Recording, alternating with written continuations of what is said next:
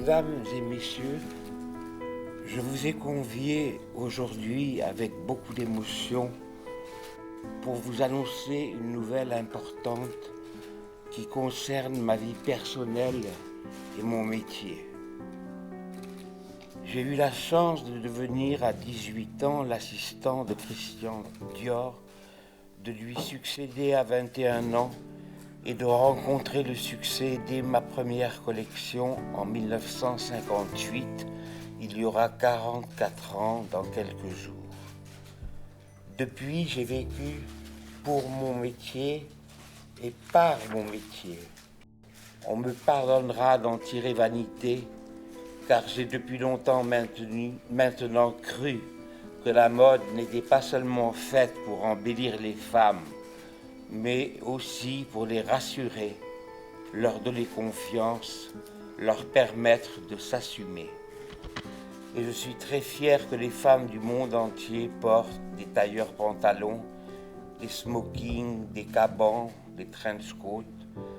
Je me dis que j'ai créé la garde-robe de la femme contemporaine, que j'ai participé à la transformation de mon époque.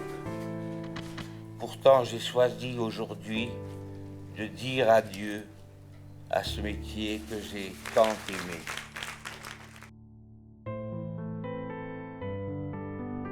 Fashions fade. Style is eternal. Yves Saint Laurent once said, "Introverted and talented, the couturier rose to fame in his 20s. With great vision, he created a daring new femininity through his sketches. These elegant designs that once shocked the world have become Yves Saint Laurent's signature.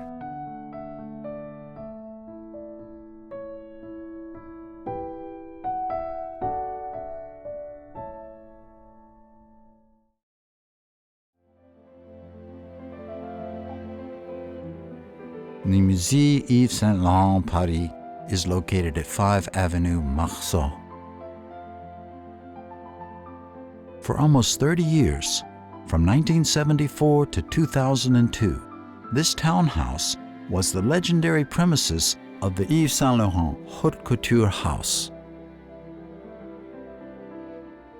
In 2017, 15 years after Yves Saint Laurent's farewell to the fashion world, the museum opened to the public.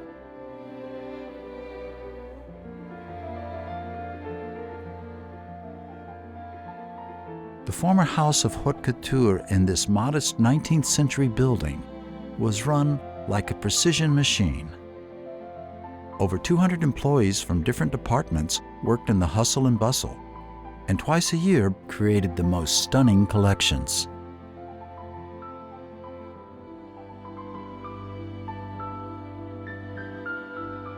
This museum is the only fashion museum to open in a former haute couture house, which means that when the public enters here, he's closest to the creation, to the way the house worked. And beside the importance of the garments and the explanations that we can give to the public about Yves Saint Laurent's creation, we are also explaining how the process of creation was at the time, and this is why the museum is also witnessing the second half of the 20th century and how a haute couture house was organized and how the people worked to create twice a year the most beautiful collections. The heart of the haute couture house was undoubtedly the studio on the second floor.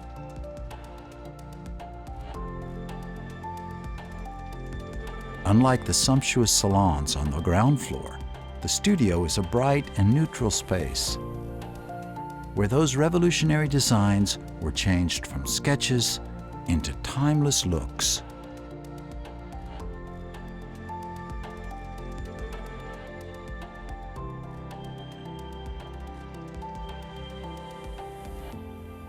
this is where all the collections were actually created.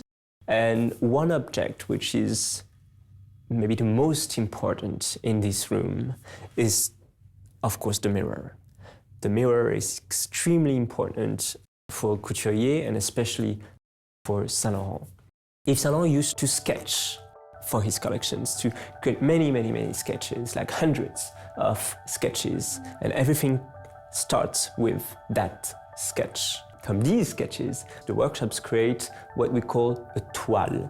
A toile is the sketch, but in 3D, in a three-dimensional sketch. It's made with a very simple écru cotton, tarlatan precisely. Once the workshops had designed the toile, they're presenting it to Yves Saint Laurent for each of the garments, each of the models. And Yves Saint Laurent used to look at the toile and the model through the mirror. The reason why is that it doubles the distance, of course, and this is the right distance for Yves Saint Laurent to look at the garment and to look at the way she moves, because the model was not just standing there, she was walking around, back. He never forgets that garment is made for a woman who is living. So what interests Saint Laurent is the way the toile and then the garment later moves when the model moves. And that is why this mirror is very important for Yves Saint Laurent. Once the toile is approved, after maybe 1 or 2 fitting, then they would choose the fabric. Of course, this space, this room, was filled with hundreds of meters of fabrics. And usually, Yves Saint Laurent, with his assistants, with Loulou de la Falaise, with Anne-Marie Mignoz, when he wanted to try one fabric, they would take the fabric and drape it around the body of the model, and drape it as a dress or a pant or a jacket, depending on the garment itself. It was a way for Yves Saint Laurent to kind of imagine what would be the garment with the material. Once it's chosen, all go back upstairs in the workshop space, and head of the workshop with his other helps would cut the fabric and create the garment according to the toile. And again, it would be presented to Yves Saint Laurent on a living model, once, twice, maybe 3 times, until everything is perfect.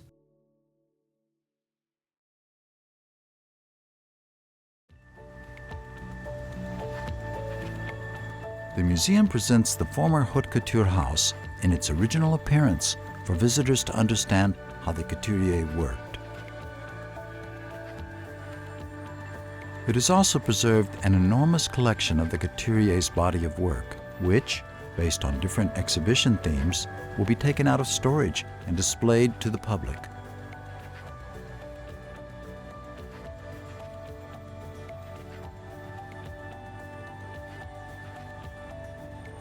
Here in the Musée Yves Saint Laurent Paris, we have about 35,000 objects dedicated to Yves Saint Laurent, divided into textiles, about 7,000 textiles, 15,000 accessories, because Yves Saint Laurent always designed their look accessorized, and we have about 10,000 sketches.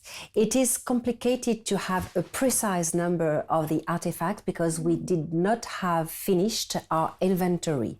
But we think maybe we have double artifacts.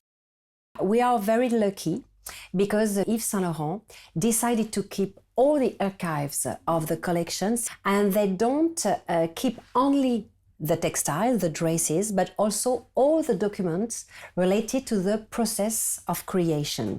And the thing's very unique is they kept the prototypes. The prototypes is the garment of the fashion show. The prototypes made by Yves Saint Laurent, designed by Yves Saint Laurent, supervised by Yves Saint Laurent, and controlled by Yves Saint Laurent himself.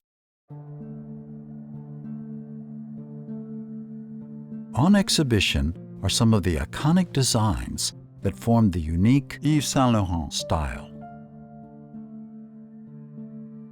These unprecedented designs caused a sensation in the fashion industry and gained instant popularity with modern women.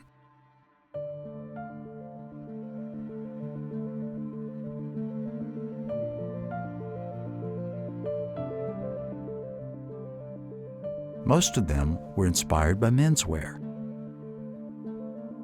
However, it wasn't Yves Saint Laurent's point to make women look like men. Instead, he wanted to boost their feminine charm and give women the confidence to demonstrate their own styles, which is an aesthetic combining chicness and elegance, and a new perception of femininity.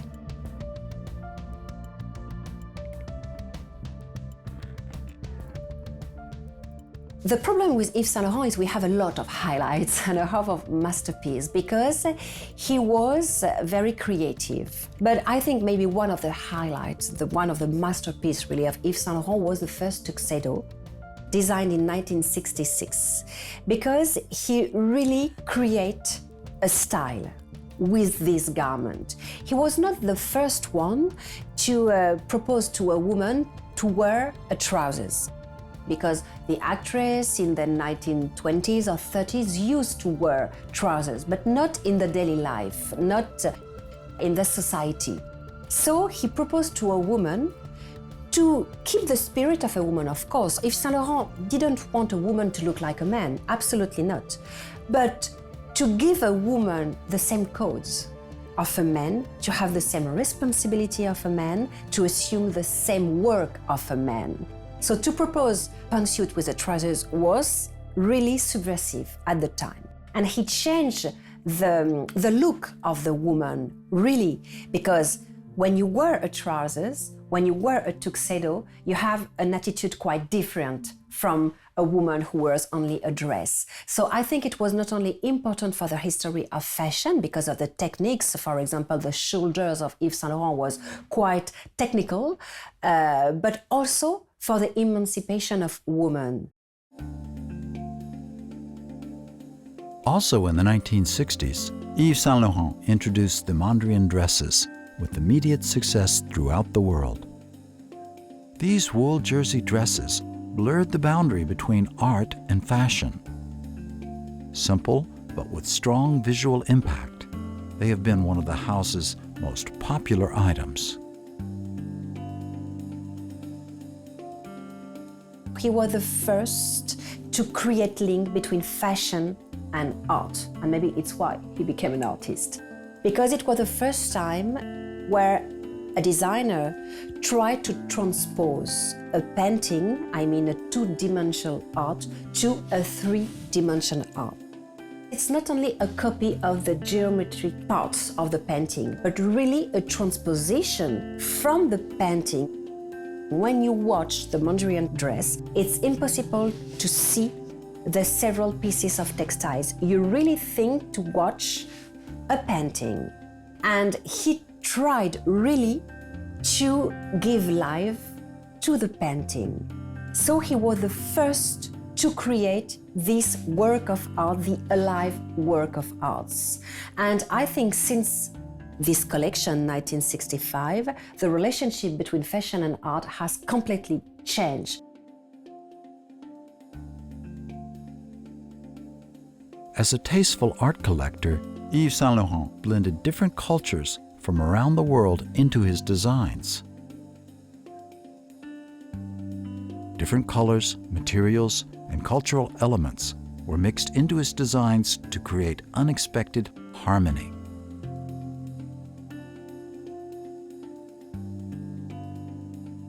It was very important for him to transgress this very separate community of women. And for me, one of the most important collections to illustrate that was in 1967, when he decided to create an African collection. And the African dresses were not for African women, but for all the women, because he considered that the beauty was universal. And one thing is important too, that for the African collection, is the technique of raffia. He was the first designer to use non-precious material for haute couture. Wood, for example, plastic, that normally you never use this type of material for haute couture, sometimes for ready-to-wear, but it was really impossible to imagine to propose to a woman a dress of haute couture, a very high quality dress with this type of material. So it was quite new also to use this type of material, and he really tried to create a new look with that.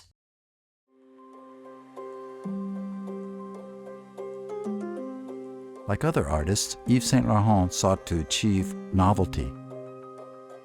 Instead of creating garments, what really fascinated him was the creation of stunning and glamorous looks.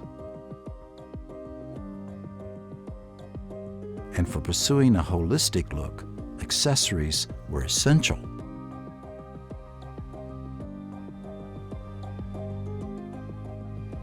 For Yves Saint Laurent, while dresses could be simple, accessories should be wild and full of fantasy. He said that a woman could wear the same dress and, just by altering her accessories, she could change from a day look into an evening look.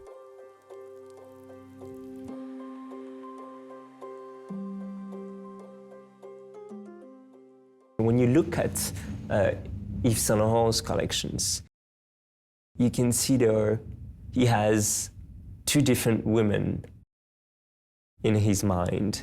He has the day women, the active woman who's working, who's wearing pantsuit, who's wearing tuxedos, who's wearing jumpsuit, very active and modern women. And at the same time, he has this woman who is coming from Proust's novel, who's going to balls and to the opera. These two women, they do contribute to the richness of Yves Saint Laurent.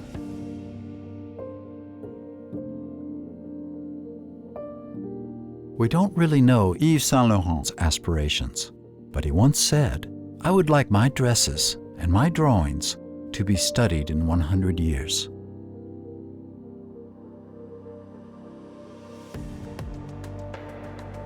Fashion is ephemeral and has to keep changing to stay alive.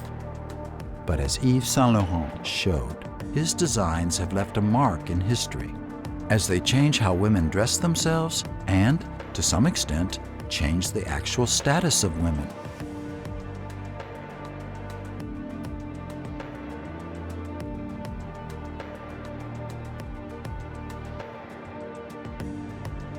His garments and style helped define women as they embraced modernity, and they became part of history. They are a manifestation of his far-sighted vision for women.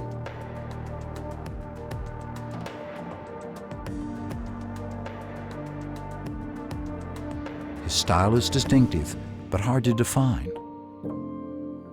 Yves Saint Laurent was truly an artist for our age.